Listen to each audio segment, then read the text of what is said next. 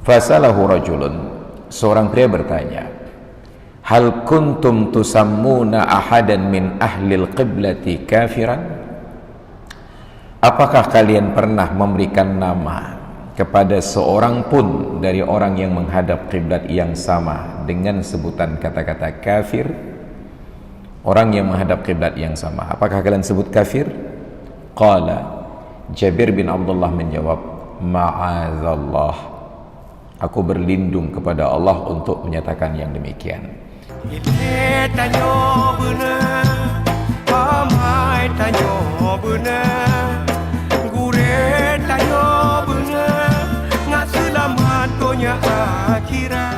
Bismillahirrahmanirrahim. Assalamualaikum warahmatullahi wabarakatuh. Nanti bisa shadow nanti ada dia ini sikit. Oh, ada aja. Ada tali. Ya.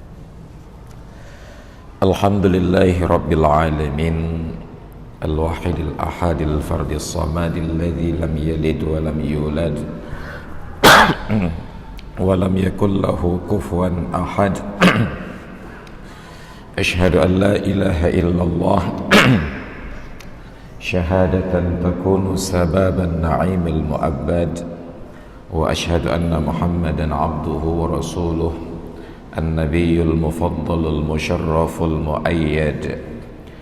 Allahumma salli wa sallim ala nabiyyina wa habibina wa syafi'ina wa maulana Muhammad wa ala alihi wa sahbihi wa man tabi'ahu bi ihsanin ila yaumil qiyamah, wa ba'du.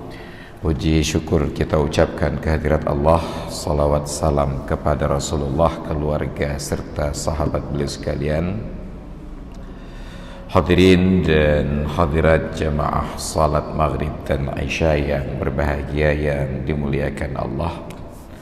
Masih tema kita tentang pandangan ulama salafus salih terkait seorang mukmin yang melakukan tindakan dosa besar. Dan ini sangat penting untuk kita cerna dengan baik, kita pahami dengan baik, karena kita hidup di zaman ketika ada banyak anak-anak muda yang baru mendapatkan hidayah, mereka yang baru saja dalam tanda kutip menyebut dirinya hijrah, lebih bersemangat untuk mendorong orang lain masuk neraka daripada mendakwahkan mereka masuk ke dalam surga. Dan itu sangat nyata dari ucapan-ucapan mereka. Sedikit saja praktek dalam tanda kutip ibadat yang kita lakukan tidak sesuai dengan syahwat mereka, maka praktek itu akan diponis bid'ah dan itu langsung masuk neraka. Maka na'udzubillah summa na'udzubillah. Jadi kita perhatikan bagaimana sikap para ulama salafus salih. Karena lebih penting lagi, sebab kelompok ini menamakan dirinya dengan kata-kata salaf, kajian salaf, salafi dan lain sebagainya. Padahal salafus salih berlepas diri dari kelompok-kelompok yang seperti ini.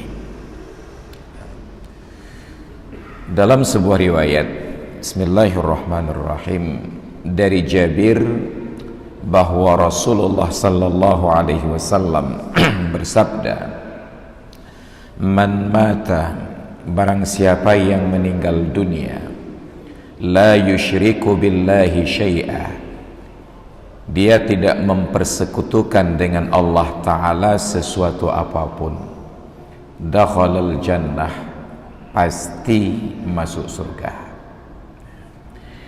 Dalam hadis tentang syafaat, bahwa Allah Ta'ala berfirman, hadis qudsi tentunya, wa izzati wa jalali wa kibriyai wa dha'amati wa 'azmati la ukhrijanna minha man qala la ilaha illallah. Demi keagunganku, ketinggianku, kebesaranku dan kehebatanku, sungguh benar-benar akan aku keluarkan dari dalam neraka tersebut barang siapa yang berkata la ilaha illallah. Ini jaminan dari Allah tentang syafaat Barang siapa yang dalam hatinya terdapat kalimah syahadat, maka Allah akan keluarkan dia dari dalam neraka.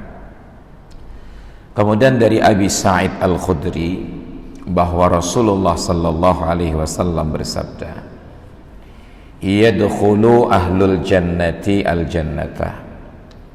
Ahli surga akan masuk surga. Wa ahlun nari an-nara. Penghuni neraka, ahli neraka akan masuk dalam neraka.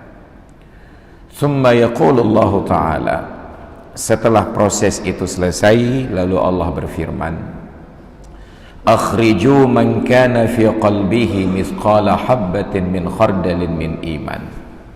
Keluarkan dari dalam neraka tersebut barang siapa yang di dalam hatinya terdapat sebesar biji zarrah dari keimanan. Siapapun yang ada terbetik sedikit pun keimanan dalam hatinya, keluarkan dari dalam neraka. Wa qala Abu Sufyan. Abu Sufyan menyatakan, ini Abu Sufyan sahabat Nabi, jawartu Jabir bin Abdullah bi Makkah 6 ashhurin. Saya tinggal berdampingan, rumah kami bertetanggaan dengan Jabir bin Abdullah, sahabat Nabi yang lain lagi, ketika berada di Mekah selama 6 bulan. Mungkin ini juga menjadi gambaran bahwa di masa lalu mereka tidak menetap di satu rumah, juga sewa rumah dalam durasi waktu tertentu berpindah.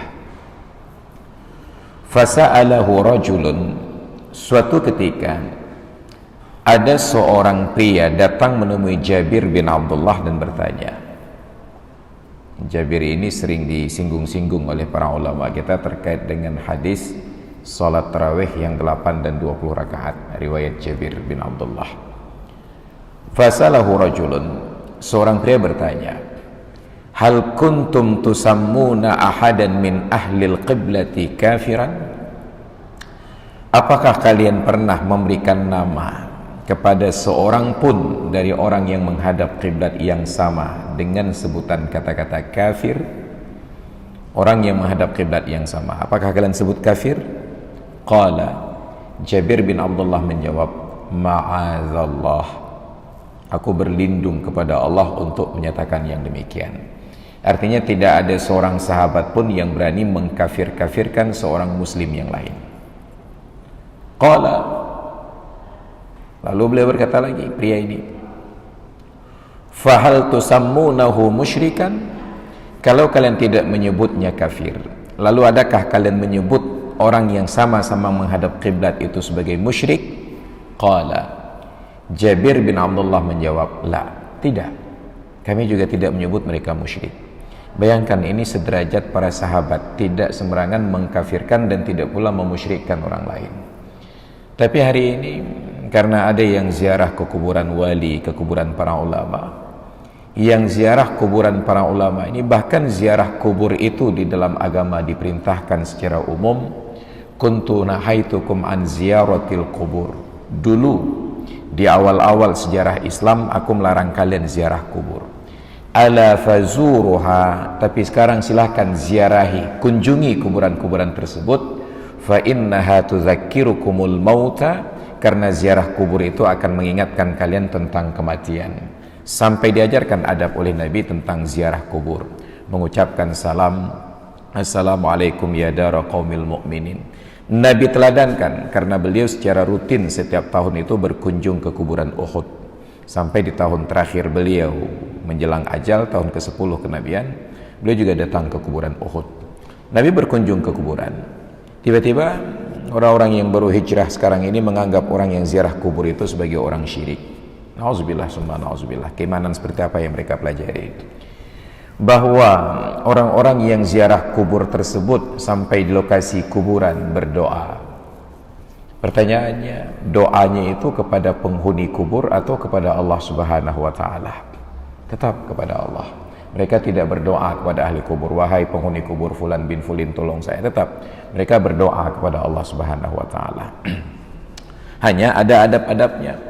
Batasan yang paling nyata di dalam Islam oleh para ulama fikih menyatakan tidak boleh rukuk dan sujud tidak boleh salat menghadap kepada sesuatu yang di luar dari agama Islam dianggap sebagai Tuhan. Dan itu bukan hanya kubur, api disembah sebagai Tuhan di luar Islam.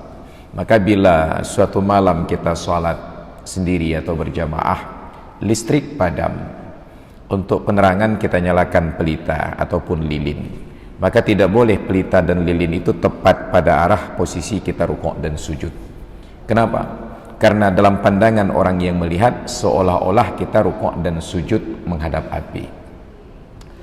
Kita yang selesai sholat fardu berjamaah atau sendiri melanjutkan sholat sunat.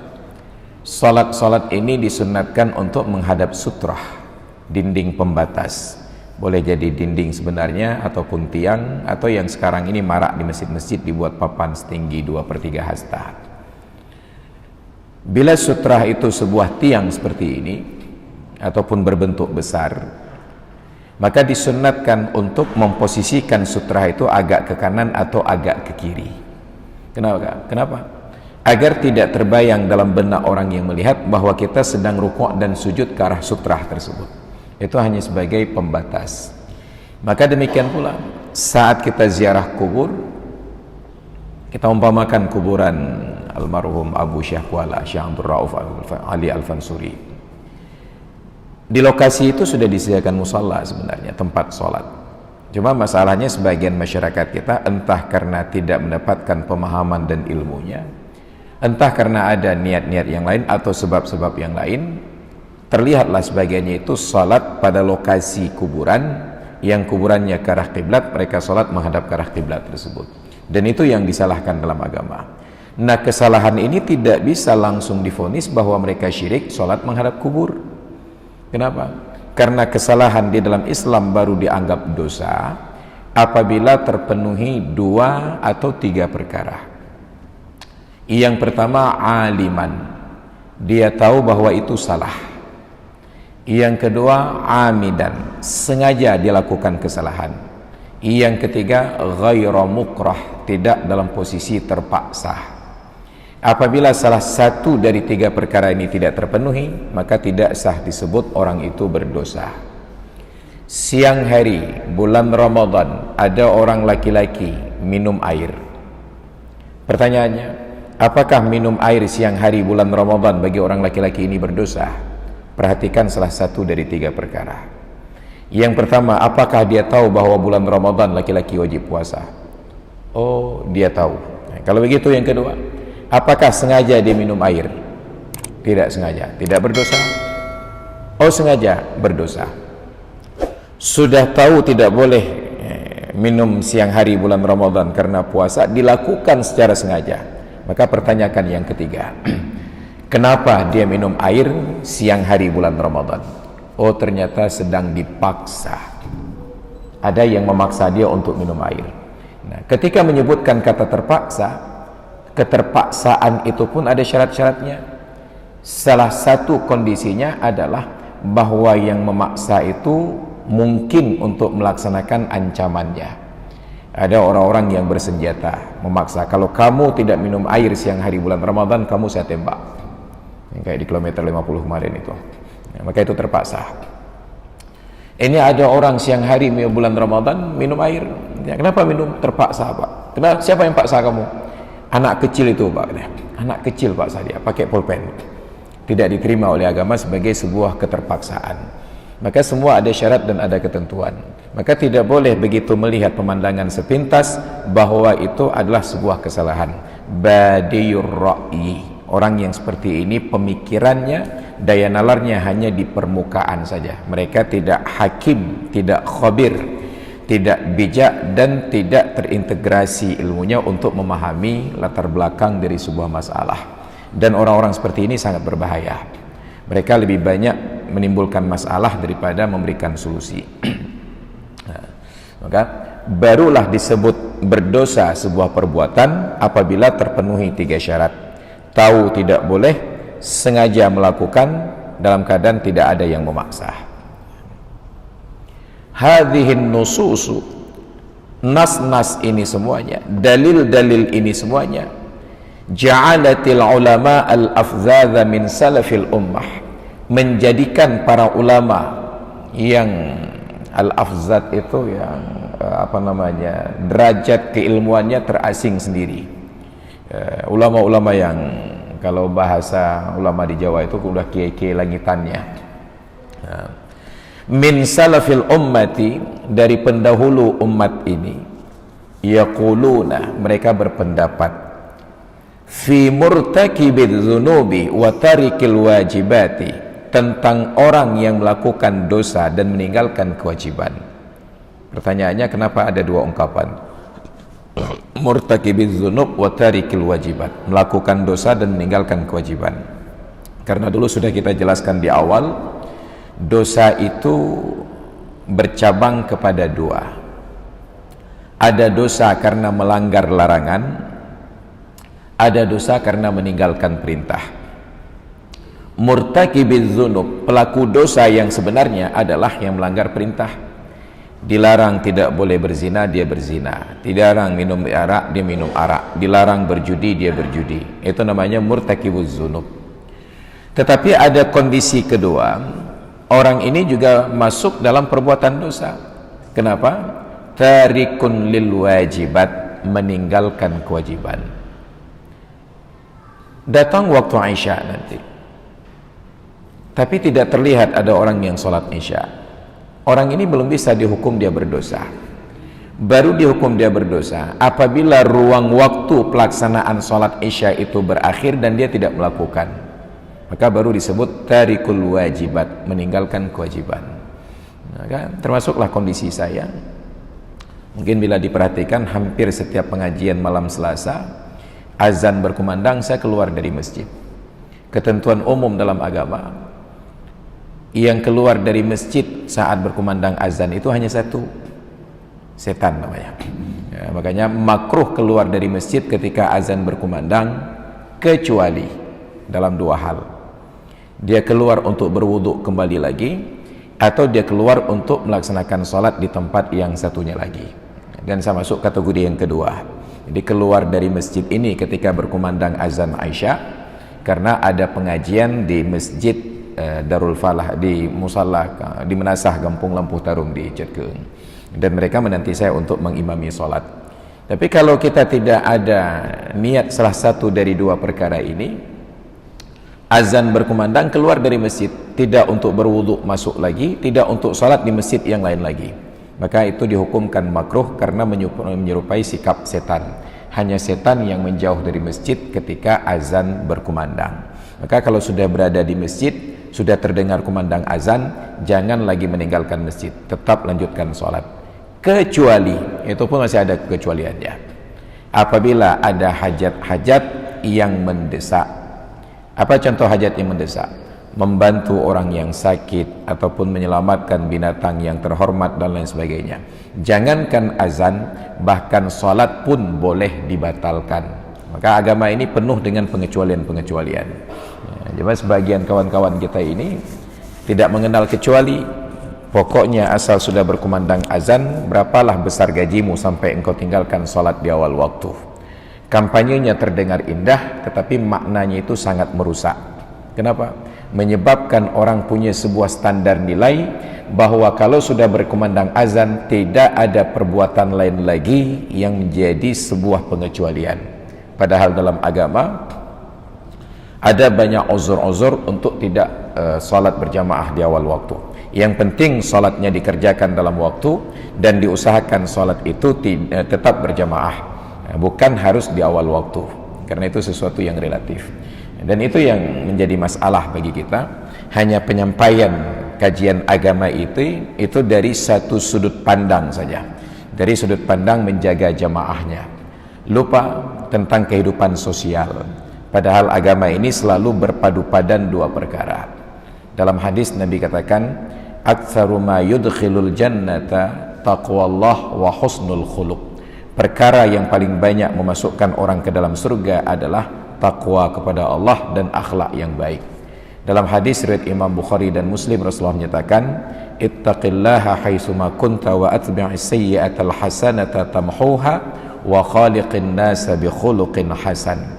Bertakwalah kepada Allah dimanapun kamu berada, ikuti perbuatan yang buruk dengan kebaikan untuk menghapuskan bekasnya, dan bergaullah dengan manusia dengan akhlak-akhlak yang baik. Ada sebuah masjid di kota Banda Aceh. Di masjid tersebut ada seorang anak muda, perawakannya tinggi besar. Setiap kali saya datang, beliau itu terlihat duduk di teras depan, menghadap ke tempat parkiran kendaraan dan juga tempat sendal. Beliau ini walaupun sudah berada di masjid sejak berkumandang azan, bahkan sebelum berkumandang azan, tapi tidak pernah terlihat takbiratul ihram bersama dengan imam. Beliau ini baru takbiratul ihram ketika imam akan salam. Selalu demikian. Lama-lama menarik perhatian saya. Apa yang dilakukan? Ternyata dia duduk menanti di depan untuk memastikan bahwa kendaraan itu aman, bahwa sendal-sendal itu aman, agar orang yang masuk ke dalam masjid itu sholat dengan khusyuk. Barulah ketika imam duduk tasyahud akhir, dia masuk ke dalam takbiratul ihram untuk mendapatkan fadilah jamaah yang 27 perkara. Lalu adakah kita layak menggugatnya? Berapalah honor kamu untuk menjaga kendaraan ini sampai meninggalkan sholat berjamaah di awal waktu? Tidak. Ada dalam kehidupan ini orang-orang yang mengorbankan hasrat pribadinya untuk kenyamanan orang lain. Dan orang seperti inilah yang masuk dalam anjuran Nabi, khairukum anfa'ukum linnas. Orang yang paling baik di antara kalian adalah yang paling banyak memberikan manfaat kepada orang lain. Karena keberadaan dia duduk di luar, jamaah salat di dalam tenang.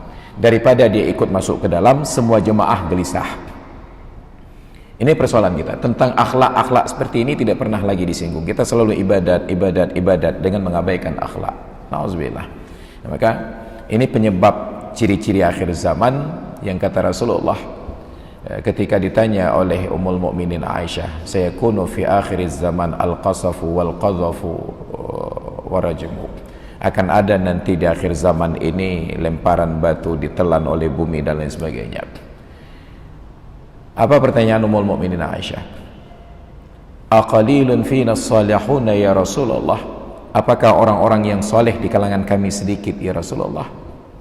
Nabi menjawab, antum katsir, orang-orang yang soleh itu banyak. Wa qalilun minhumul muslihun, yang sedikit itu hanya yang berbuat kebaikan, yang memperbaiki keadaan. Maka tidak pernah ada umat manusia bangsa manapun yang benci kepada orang yang berbuat baik. Sepanjang zaman, dari Nabi Adam sampai hari kiamat, tidak ada yang benci kepada orang yang berbuat baik.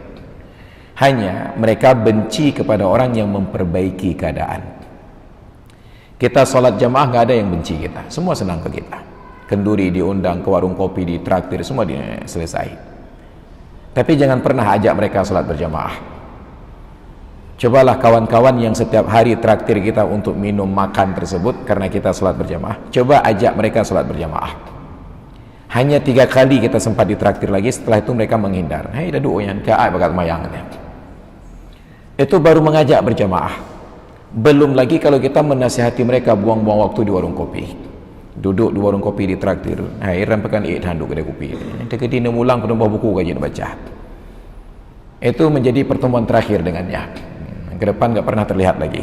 Asal melihat kita datang, dia langsung bayar tagihan, berangkat aja. Kenapa? Karena manusia tidak ingin diubah keadaannya menjadi lebih baik. Maka betapa banyak orang-orang alim yang baik di dunia ini. Betapa banyak orang-orang alim yang baik di Indonesia ini. Tapi yang dimusuhi hanya satu, Habib Rizik saja. Kenapa? Karena beliau memperbaiki keadaan, bukan hanya berbuat baik untuk diri sendiri. Andai kata beliau mencari aman, maka beliau sudah aman di Arab, tinggal tawaf, umrah, sa'i, haji, aman, tidak ada yang mengganggu beliau di sana. Tapi karena memikirkan tanggung jawab di negeri tempat kelahiran beliau, kemungkaran dan mafasid tersebut merajalela, beliau pertaruhkan semua risiko tersebut.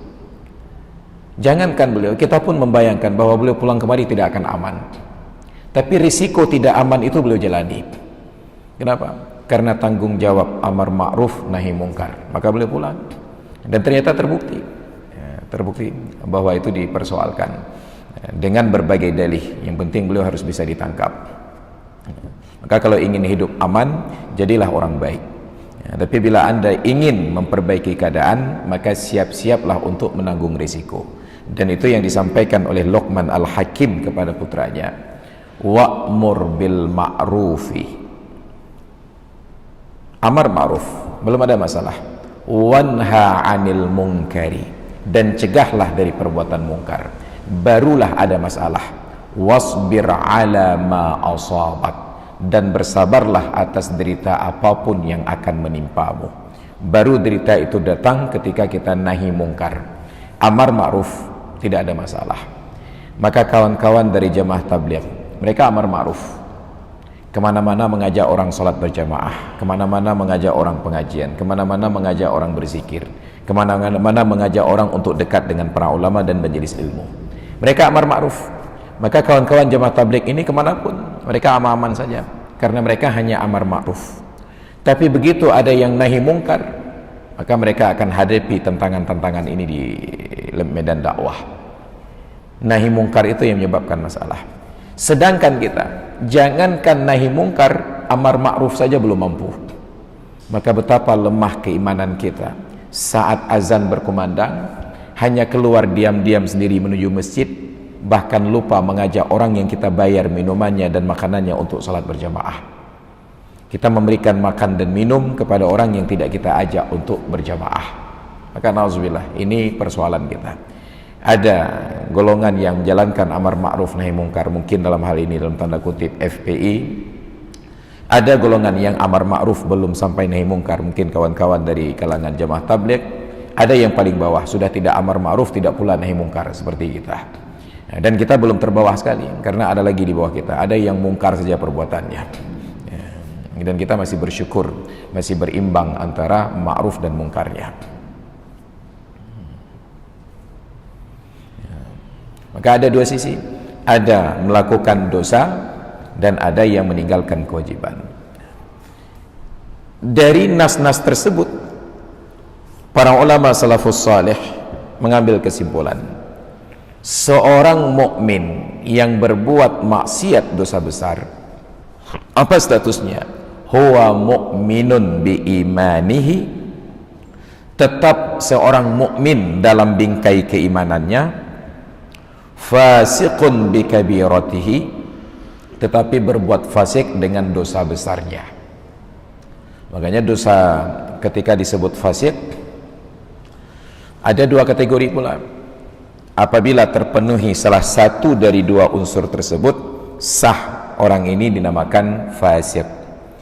Yang pertama, karena melakukan dosa besar dan tidak bertaubat, dia fasik. Atau yang kedua, dia terus menerus di dalam dosa kecil, itu juga menyebabkan fasik. Dan fasik ini menjadi masalah pada persoalan wali nikah nantinya. Maka ini juga patut menjadi catatan bagi kita, walaupun nanti ada solusi, tetapi patut untuk kita perhatikan. Karena dalam mazhab Syafi'i, la nikaha illa biwaliyin wa syahidai adlin, tidak sah nikah kecuali apabila terpenuhi syarat wali wa syahidai adlin, seorang wali dan dua orang saksi yang mereka ketiga-tiganya bersifat dengan kata-kata adil. Apa itu adil? Ghairu fasik, orang yang tidak fasik. Apa itu fasik? Murtakibul kabirati, orang yang melakukan dosa besar, au musirrun ala saghirati, ataupun terus menerus di dalam dosa kecil. Sekarang jangankan selamat dari dosa kecil, dari dosa besar pun kita tidak selamat. Apa dosa besar? Kita sepakat bahwa riba itu dosa besar. Kita sepakat, nggak ada yang membantah bahwa riba itu dosa besar. Masalahnya, hampir tidak ada di antara kita yang tidak terlibat dalam dosa riba tersebut. Kenapa? Paling kurang semua kita punya buku rekening di bank. Untung kita di Aceh banknya sudah beroperasi syariah sesuai dengan Qanun LKS, Lembaga Keuangan Syariah. Sebelum ada Qanun LKS, tabungan kita di bank-bank konvensional. Setuju tidak setuju, kita dianggap setuju untuk menerima keuntungan dari bagi hasil riba. Uang yang kita tabung kemudian diinvestasikan oleh pihak bank dengan pihak ketiga yang menggerakkan ekonomi, dan konvensional itu nggak tahu mau ekonominya halal atau haram, mau bisnis yang bersih ataupun kotor, mau falas atau bukan, jalan saja. Ada perusahaan arak barangkali perlu modal, ajukan ke bank konvensional dibiayai. Sedangkan bank syariah tidak boleh mendanai gerakan ekonomi yang bertentangan dengan syariat. Jadi ada lembaga prostitusi, mau perluasan tempat barangkali, peningkatan fasilitas dan layanan, ke bank konvensional sah-sah saja, yang penting ada untung. Tapi di bank syariah tidak boleh, harus pada usaha-usaha yang halal. Buka warung, kemudian buka toko, kontraktor dan lain sebagainya, silahkan. Maka ada regulasi ini. Nah, bank konvensional ini dari dana yang mereka utangkan kepada debitur atau kreditur, apalah istilahnya, tentu ada keuntungan sekian persen. Keuntungan itu diambil lalu dibagi kepada masing-masing rekening kita. Setuju tidak setuju, kita menerima manfaat dari riba tersebut. Setuju tidak setuju. Orang yang hati-hati, walaupun catatan keuangan itu masuk di dalam buku mereka, uang tabungannya dihitung, tabungan saya hanya sekitar 5 juta rupiah, ini kenapa di akhir bulan sudah ada 5.555.000 atau 5 juta 5.000 rupiah, 5.000 bertambah uangnya. Tentu ini bagi hasil dari riba. Dia abaikan yang 5.000 ini, dia tetap bertransaksi dengan uangnya saja. Timbul pertanyaan, lalu bukankah uang ini akan terus menumpuk dalam rekeningnya selama terbuka? Diberikan solusi oleh para ulama. Terjadi khilaf pendapat. Yang satu menyatakan uang haram itu tidak boleh dipakai, dia harus dibuang ke laut. Nah, buang-buang uang ke laut bikin marah BI sekarang, karena harus cetak uang baru lagi. Ya, dulu uang itu dalam bentuk logam, koin emas dan perak. Ada sahabat seperti Ibnu Abbas, kalau dapat uang yang haram itu dibuang di celah-celah batu. Sekelompok ulama lagi berpendapat bahwa uang haram itu, uang itu tetap halal, hanya cara mendapatkannya yang haram. Maka boleh dibelanjakan untuk hal-hal yang halal selain untuk kepentingan pribadi. Kenapa? Karena dulu ketika Rasulullah hidup, saat beliau mendapatkan harta yang haram, maka Nabi perintahkan agar harta yang haram itu diberikan untuk memberi makan kepada tawanan perang. Ada yang menyedekahkan kambing kepada Rasulullah, sudah dipanggang. Begitu Nabi akan mengkonsumsi daging kambing ini, dapat wahyu dari malaikat Jibril bahwa kambing itu dari sumber yang haram. Begitu tahu kambing itu haram, Nabi tidak katakan kepada sahabat, buang kambing ini. Tapi beliau katakan, beri makanan kambing ini untuk orang-orang yang berada di dalam tawanan. Orang yang dalam tawanan tersebut menjadi tanggung jawab umat Islam untuk diberi makan.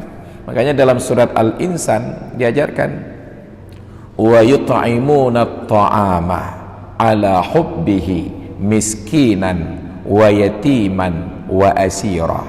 Dan mereka yang memberikan makanan apa? Ala hubbihi, yang mereka cintai, bukan yang mereka jijik. Makanan yang mereka cintai, jika kuah tuhai kuah belangong. Kepada siapa diberi makan? Miskinan, orang miskin. Siapa lagi? Wa yatiman, anak yatim. Siapa lagi? Wa asira, dan orang-orang yang dalam tawanan. Orang tawanan ini tanggung jawab umat Islam. Nabi wajib menafkahi mereka. Tapi ketika tahu bahwa hidangan beliau itu dari kambing yang sumbernya haram, entah curian dan lain sebagainya, maka Nabi instruksikan, berikan kambing ini untuk menjadi makanan tawanan-tawanan perang. Maka diambil kesimpulan oleh para ulama, kalau ada di dalam harta kita dari sumber yang haram, sogok, suap dan lain sebagainya, ataupun termasuk riba tadi, kita sudah tidak tahu lagi siapa pemiliknya, maka harta ini masih boleh dimanfaatkan untuk kepentingan publik. Ada jalan rusak, perbaiki dengan sumber tersebut. Ada fasilitas umum yang rusak, perbaiki dengan sumber tersebut. Yang jangan untuk kemaslahatan pribadi. Nah, sekarang semua kita terlibat transaksi tersebut. Dosa besar. Kalau sudah dosa besar, harusnya kita fasik, dan saat kita berubah status menjadi fasik, tidak sah menjadi wali nikah. Maka dipermudah oleh para ulama, kalau itu kondisinya, maka hampir tidak ada orang yang sah menikah setelah generasi tabi'in. Tidak ada lagi yang sah menikah setelah generasi tabi'in. Kenapa? Karena saat itu sudah bohong itu sudah biasa, berbuat zalim itu sudah biasa, dan lain sebagainya. Akhirnya para ulama turunkan standar menjadi masturul adalah, orang yang tersembunyi sifat keadilannya. Dia fasik, tetapi perbuatan fasiknya itu tidak diketahui oleh orang lain. Bismillah. Misalnya ada orang bertransaksi riba, beli mobil, beli sepeda motor dengan cara leasing yang ribawi, tapi dirahasiakan. Datang ke masjid pakai sepeda motor baru, kita godalah, kabar ulam, alhamdulillah katanya. Tentu ada rasa penasaran dalam diri kita. Nyen pekes pekredit, ini kan coba tak obahin. Nyen pekes pekredit. Bagi orang yang tidak paham, bahkan sejak dari awal sudah diberitahukan, nah kabar ulam, alah mata kredit beh. Jawabannya mengata kredit beh, sebenarnya lebih menunjukkan sikap tawaduknya untuk menyatakan, sebenarnya saya tidak punya uang yang cukup untuk beli motor ini, cuma karena ada fasilitas kredit dapatlah. Tetapi dia lupa bahwa secara tidak langsung dia sedang mempublikasi bahwa saya bertransaksi dengan transaksi riba.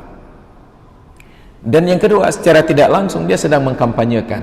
Orang berpikir, Ustadz ini saja yang pengangguran, gak ada gaji bisa ambil kredit beli motor. Belum pukul prehlong. Maka orang lain pun berbondong-bondong untuk ikut gerakan yang sama. Maka dalam kondisi begini kita menyarankan, walaupun sudah berbuat maksiat, rahasiakan. Begitu kita transaksi beli sepeda motor dengan cara leasing yang ribawi, datang ke masjid, kabar ulam, alhamdulillah rezeki gebila Allah. Nyan cash pe kredit, boh kepuy ada nyong ada gop. Nggak perlu terlalu usil perkara orang lain. Selesai. Kita merahasiakan transaksi yang ribawi tersebut.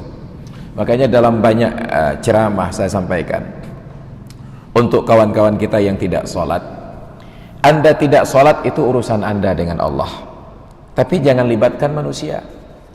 Caranya, ketika azan berkumandang, tunggu sampai selesai azan, lalu menghilanglah dari tempat tersebut barang 15 menit. Walaupun nanti balik lagi, kopinya masih tetap di atas meja. Setidak-tidaknya saat orang lain bertanya, "Ho gejak kayaknya?"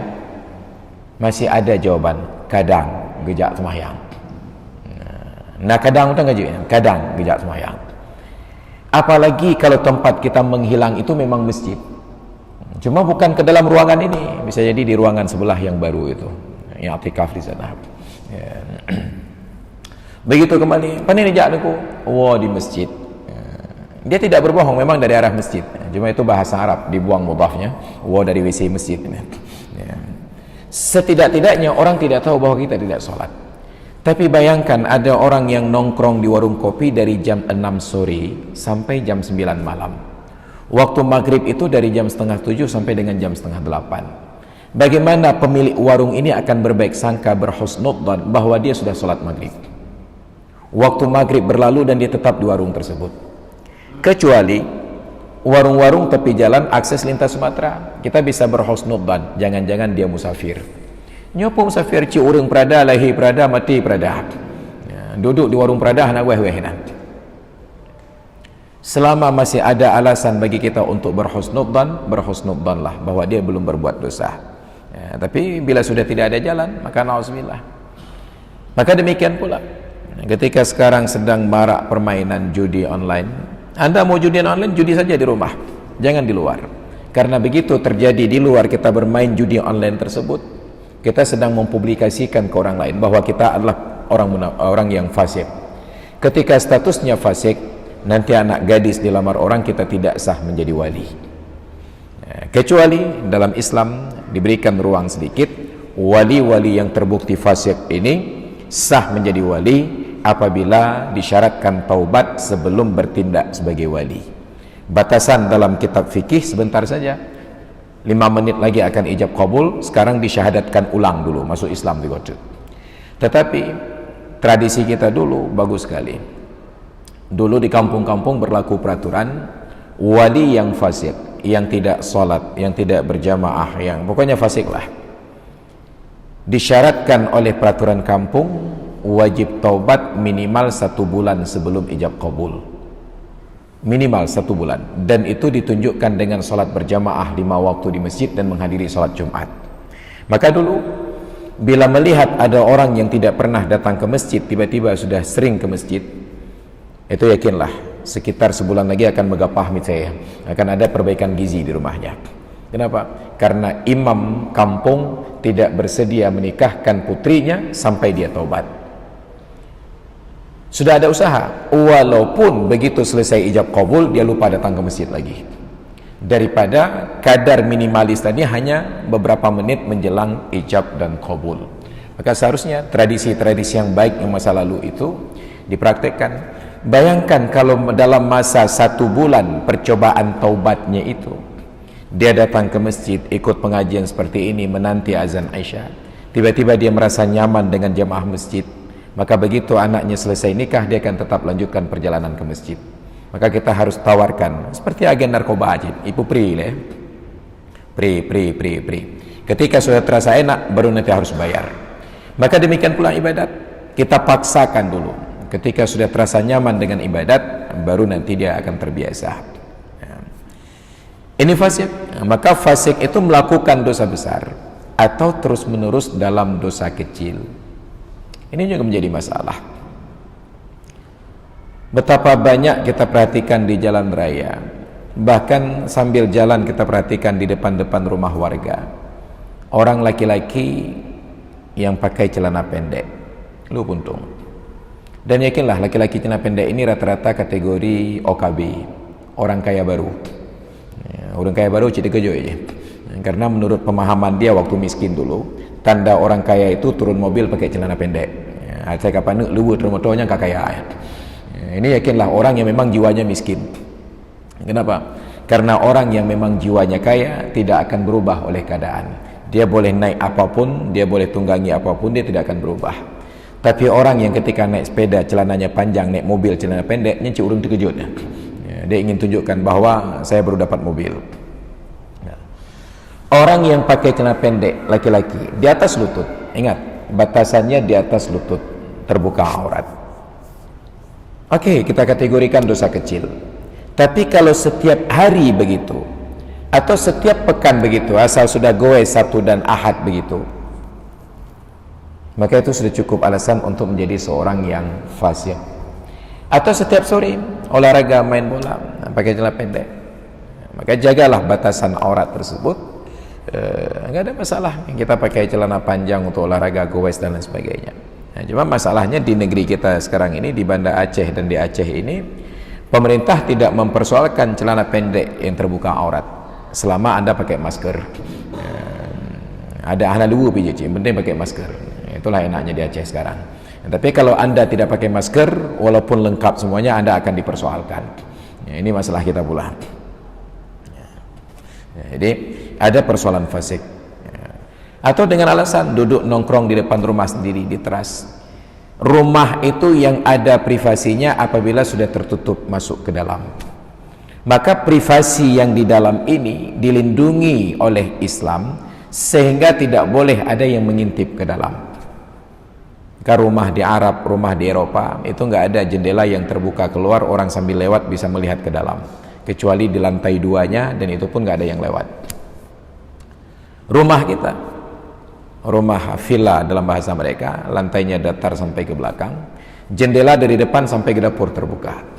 Maka diatur dalam Islam, bahkan tamu yang akan masuk ke rumah tersebut diajarkan adab tidak boleh berdiri tepat di depan pintu. Kenapa? Agar jangan sampai saat tuan rumah membuka pintu, pandangan kita langsung menuju ke dalam. Ada barangkali yang sedang tidur-tiduran, ada yang terbuka aurat. Kita diajarkan untuk berdiri menyamping di pintu. Ketika tuan rumah buka pintu, pandangan kita hanya kepada orang yang berbicara, tidak langsung masuk ke dalam. Ketika sudah dipersilahkan masuk, Kita diajarkan adabnya. Duduklah di tempat yang dipersilahkan oleh tuan rumahnya. Kenapa? Karena pemilik rumah lebih tahu tentang aurat rumahnya. Ustaz, silakan duduk di sini. Tiba-tiba si ustaz ngeyel, "Ana boleh bahino mentang." Ilmu bahino mentang. Padahal posisi tersebut sudah disusun sedemikian rupa oleh tuan rumah agar bisa menghadap tamu dan melihat istrinya, keluarganya yang sedang menyiapkan makanan dan air. Mereka duduk di tengah. Anak pun duduk, ambil lebah hina utama enggak mengangen katanya. Akhirnya air enggak dapat, kue hana merumpok, yang nak rumpok rumah mukra apa? Maka menang kurang ajar katanya. Maka datang ke wilayah hukum orang lain, ke rumah orang lain, patuhi adab-adab orang lain tersebut. Ini semua diajarkan dalam Islam tentang privasi. Maka tidak boleh ketika jalan itu mata kita tengok kanan kiri, let. Satu. Yang kedua, bagi yang punya rumah, kalau sudah keluar dari rumahnya, terakses keluar, maka harus tertutup aurat, baik laki-laki apalagi yang perempuan. Tidak boleh dengan alasannya kalau rumah lenengku, itu bukan dalam rumah, itu hanya dalam pagar rumah. Kalau dalam rumah tertutup, tapi kalau sudah terbuka, terakses oleh orang yang di jalan, Anda turut berdosa. Maka na'udzubillah, diajarkan adab ini. Jadi kalaupun harus berkebun di teras rumah, di pekarangan rumah, usahakan untuk menutup aurat, karena itu menjadi masalah bagi kita dalam hukum fasik ataupun tidak fasik. Apabila tidak terpenuhi syarat untuk menjadi wali nikah tadi, tetap menikahkan anaknya, maka dikhawatirkan pernikahan itu tidak sah. Bila berlanjut berketurunan, maka dikhawatirkan keturunan itu pun menjadi keturunan yang tidak sah. Okelah kalau anaknya laki-laki, selesai masalah. Tapi kalau anak perempuan yang lahir, nanti ayahnya dalam tanda kutip ini bertindak sebagai wali, ternyata ayah yang tidak sah, anak bajing berkembang biak. Na'udzubillah, summa na'udzubillah. Maka Islam dan orang-orang tua kita sangat memperhatikan tentang akad-akad nikah ini dengan seksama dan dengan teliti. Hadirin dan hadirat sekalian yang dimuliakan Allah, karena waktu pula sudah berkumandang azan Isya, dan jemaah masjid nanti setelah sholat Isya ada acara takziah dan doa bersama. Kita tidak panjangkan lagi uraian, tapi kita ingin ambil sebuah kesimpulan dulu. Asal ketemu seorang muslim, setaat apapun penampilannya, setinggi apapun kapasitas ilmunya, bila gampang mengkafirkan, membid'ahkan, mensyirikkan seorang muslim yang lain, maka yakinlah ada yang salah dengan otaknya. Ada yang salah dengan otaknya. Walaupun mereka menamakan diri dengan kelompok salafi. Makanya diplesetkan salafi itu dengan singkatan dari kata salah fikir. Kenapa? Tidak boleh mengkafir-kafirkan ahlul qiblah, sesama qiblat. Bahwa ada perbedaan, buat perbedaan itu dulu. Masuk kategori mungkar ataukah masuk kategori khilaf? Kalau khilaf, artinya ada yang setuju, ada yang tidak setuju. Kalau mungkar, artinya semua sepakat bahwa itu tidak boleh. Apabila yang dilakukan ini perkara mungkar, maka kita hanya menyebut dia seorang mukmin yang maksiat, bukan seorang musyrik. Maka jangan hanya karena baca Fatihah setelah selesai salat langsung kita masuk neraka, maka ilham ya. Jangan hanya gara-gara kita pakai tasbih untuk berzikir kita masuk neraka. Jangan hanya gara-gara jabat tangan salam kanan kiri setelah salat kita masuk neraka. Hanya baca-baca neraka, tohat neraka bawahnya. Jadi kalau ada orang seperti ini, setinggi apapun kapasitas ilmunya, yakinlah ada yang salah di dalam benaknya, tidak terukur cara berfikir. Karena tadi kita sudah diskusikan betapa para ulama di masa lalu salafus salih setingkat Jabir bin Abdullah tidak berani menyatakan kafir, tidak berani menyatakan syirik kepada orang yang sama-sama menghadap kiblat yang sama. Maka jangan terlalu gampang mengkafirkan orang lain, jangan terlalu gampang membid'ahkan orang lain, karena kita tidak paham bid'ah itu seluas apa. Yang intinya kita diajarkan untuk berhusnudzan, dan substansinya al-muslimu man salimal muslimuna min lisanihi wa yadihi. Seorang muslim baru disebut muslim apabila orang Islam yang lain selamat dari kejahatan lidah dan selamat dari kejahatan tangannya. Kalau Anda sambil berdakwah melukai perasaan hati saudara Anda, ada yang salah dengan keislaman Anda. Apabila Anda berbuat, beraktivitas menyakiti orang lain dengan perbuatan dan ulah Anda diragukan kapasitasnya sebagai seorang muslim. Makanya kita datang kemari, parkir kendaraan itu harus kita hitung-hitung orang lewat terganggu atau tidak. Karena dulu setiap bulan Ramadan ketika giliran ceramah Ramadan di Masjid Raya Baitur Rahman, saya selalu ingatkan sebelum turun, yang mau lanjutkan salat tarawih 20 rakaat, mohon diingat kembali, tadi Anda parkir mobil di lapisan keberapa? Itu di samping Masjid Raya itu kalau tarawih kan 3 lapis mobilnya, 1, 2, 3. Tapi setelah 8 rakaat, yang sholat 8 keluar, bubar, lapis 1 keluar, lapis 2 keluar, tinggallah yang 20 rakaat di lapis ketiga. Orang yang lewat kemudian gak pernah melihat, nyupani orang hana utak dengan hari parkir motornya. Padahal tadi saat diparkir itu benar-benar di pinggir karena dempet dengan mobil yang lain. Tapi karena yang lain berangkat, tinggallah mobilnya di tengah badan jalan sendiri. Dia kumpulkan pahala ibadah sunat dalam masjid ketika orang lain di luar terganggu oleh ulahnya, itu menak. Itu sungguh kata orang tua, harap pahala UBP merumpok palih UBPA katanya. Maka mudah-mudahan kita diselamatkan dari salah kalkulasi yang seperti ini. Hadirin dan hadirat sekalian yang dirahmati Allah, demikian untuk kajian kita di malam ini. InsyaAllah bila ada pertanyaan disimpan dulu, kita akan diskusikan pada pertemuan yang akan datang. Wallahu a'lam bissawab wa ilaihil marji'una wal ma'ab. A'udzu billahi minasyaitonir rajim. Bismillahirrahmanirrahim. Alhamdulillahi rabbil alamin, wassalatu wassalamu ala sayyidina Muhammad wa ala alihi wa sahbihi ajma'in. Allahumma rzuqna fahman nabiyyin wa hifdhal mursalin wa ilhamal malaikatil muqarrabin. Allahumma 'allimna 'ilman yanfa'una wanfa'na bima 'allamtana wa zidna 'ilman wa fahman wa alhiqna bis salihin. Rabbana ighfir lana dhunubana wa liwalidayna warhamhuma kama rabbayana shighara. ولجميع المؤمنين والمؤمنات والمسلمين والمسلمات الأحياء منهم والأموات إنك سميع قريب مجيب الدعوات يا قاضي الحاجات.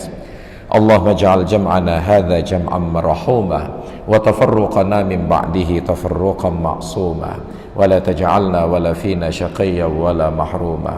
ربنا آتنا في الدنيا حسنة وفي الآخرة حسنة وقنا عذاب النار.